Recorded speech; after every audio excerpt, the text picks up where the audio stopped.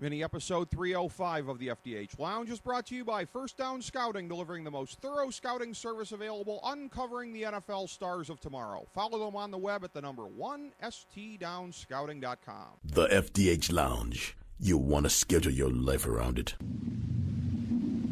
A long time ago, on a gloomy, wet Cleveland spring night, two men stand alone amidst the late-night drizzle.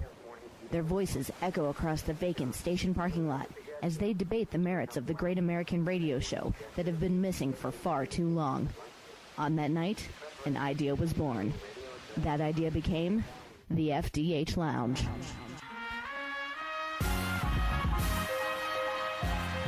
Welcome to the FDH Lounge. Welcome to mini episode number 305 of the FDH Lounge. This is FDH managing partner Rick Morris here for the FDH Lounge preview of Breaking Bad episode 5.14, which is called Ozymandias.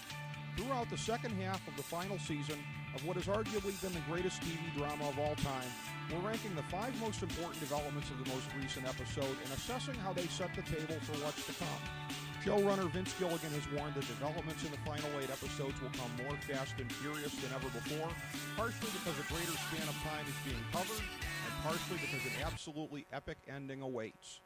So the overall deck will be getting reshuffled quite regularly, making these episodes the most concentrated form of the epic thrill ride to date. Coming out of episode 5.13, here are the top 5 developments setting the tone for 5.14. Number 5, discovery that fueled the series climax, Jesse uncovering the poisoning of Brock, comes back into play as Walt tries to use Andrea and Brock to smoke Jesse out for Uncle Jack's assassins.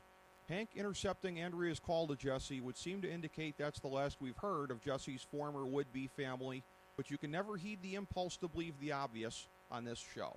Number 4, Better Call Saul. The return of the show's lovably sleazy lawyer to the car wash whose purchase he facilitated reminds us yet again how incredibly disillusioned Walt Jr. will be when he finds out what a scuzzball his dad became. The son of Heisenberg was thrilled by what he considered to be his brush with fame when he met the charismatic local celebrity with the offbeat advertising campaign. But the visit underscores for perhaps the final time before the youngster's eyes are opened just how searing the revelation about the secret life of both his parents will be. The episode ends with Walter's 2 surrogate sons on the opposite ends of the desert shootout, but this early scene with his real son reminds us of the emotional family stakes involved. With his beloved Uncle Hank likely to be added to Walt's long list of victims, intended and unintended, the odds are that Walt Jr. will never forgive the father whose evil has been unleashed over the course of the series. Number 3, Todd's meth cook was still better than Declan's, but still not good enough. Use of Walt's method, however ham-handed it may be, yielded a greater purity than the Phoenix crew had, but it still necessitated aping their style of dyeing the blue meth with food coloring. Ever since Lydia approached Walt at the car wash in the mid-season opener and beseeched him to come out of retirement, we've known that the day would be coming when the bad guys refused to take no for an answer.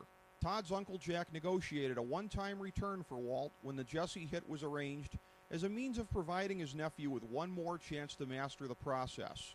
With the likelihood that Walt will end up in their custody at the end of the shootout, he may relive the prospect of being a captive cook for the rest of his life, similar to what he narrowly dodged with Tuco and to what Jesse avoided when Gus took out the cartel leadership. And if the Aryans contemplate exactly why Walt went to those coordinates in the desert, then every last thing Walt has worked for will be gone forever. Number 2, Hank and Jesse achieve their big victory over Walt, albeit in a way that seems destined to go down as a footnote to the ultimate ending. When Saul warns Walt that Jesse's not as dumb as he thinks he is, the status of Jesse as key strategic pivot point becomes crystal clear. Walt and Jesse were a heck of a team even as they struggled to stay on the same page. Now Hank and Jesse have reached the same degree of effectiveness, epitomized by the scare job they perpetrated on Huell and the intelligence extracted from him.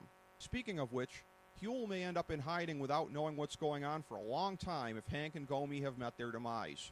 By the way, since Jesse threatened to flip on Walt if he was caught after the beating by Hank in Season 3, and that was the entire reason Walt stuck his neck out to get Jesse the job in the super lab, one wouldn't think that Walt would be so blind, but the character has more than his share of blind spots. Hank's moment of triumph over Walt, from the taunting to the celebratory phone call to Marie, played out as the defining moment between the hero and the criminal in the same family, even as it looked likely to be trumped by the Aryans you just knew were coming. The prospect of a last phone call to Marie is a familiar TV trope, which Breaking Bad often disdains, so it's not for sure that Hank dies, but you have to question how he could survive being outmanned so badly. And the searing moment of hatred between Walt and Jesse, with undertones of perceived betrayal on both sides, reinforces the final run narrative that the two allies are vicious enemies in the final chapter. But as the two men spent the final scene as the terrified non-combatants in the vehicles, a seed was planted, one that hints that they may end up captured by the Aryans and dependent on one another for a chance at survival. Shockingly, we may not have seen the end of the Walt-Jesse team just yet, and if Walt does wriggle free and still face legal jeopardy, he's going to have to decide whether or not to smear Hank's memory with the blackmail DVD in order to get free. As we mentioned last week, good old wacky Marie is a big wild card in the endgame. She hated Walt passionately before, and if Hank dies before bringing Walt in, there's no lengths she won't go to in bringing down her brother-in-law, albeit she's bound to act in a more half-baked manner than usual, complicating the chessboard even more.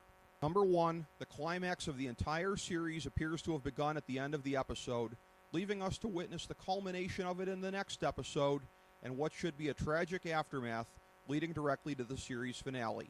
Breaking Bad has had at least a dozen moments bigger than the peak of most shows, so the ultimate defining moment of consequence for Walt's actions was going to have to be one of the most epic ones in TV history, and as usual, the writers succeeded.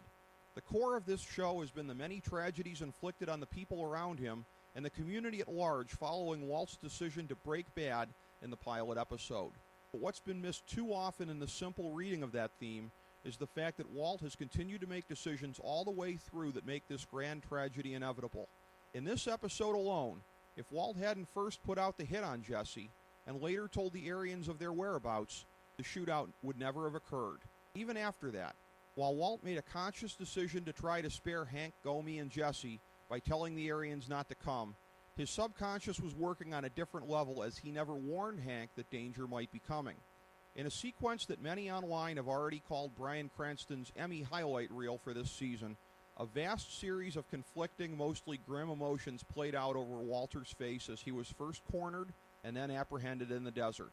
But if you look closely enough, you can see that he had the sense on some level that Uncle Jack's crew might be coming after all, and he let the hatred that he felt in that moment towards Hank and Jesse stop him from getting them out of harm's way. As always, it's very difficult to predict what happens with this show, but the smart money online has Hank and Gomi going down in that hail of bullets, and the Aryans deciding to make Walt and Jesse their hostages in pursuit of the perfect meth. Throughout the series, Walt's self-delusions have revolved around the notion that he could wall off his family from the brutal world in which he was now enmeshed, that he could shield them from the consequences of his actions. His agreement with Saul and Skyler that Jesse had to go was a significant line being crossed in this respect, and it foreshadowed the primary role he would cause in the probable demise of his brother-in-law. Walt's actions put Hank in the line of fire for the third time in this series, following his clashes with Tuco and the cousins. With Hank likely gone, and Walt possibly being held by Uncle Jack's gang, the interactions between Skyler, Marie, and Walt Jr. are going to be more fascinating than ever.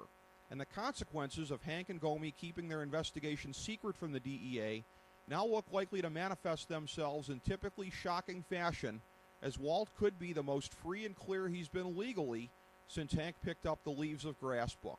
But his return to cooking is going to dirty his hands in the eyes of the law once again, even if it comes completely involuntarily. That's an irony that should stir no sympathy for Heisenberg whatsoever at this point.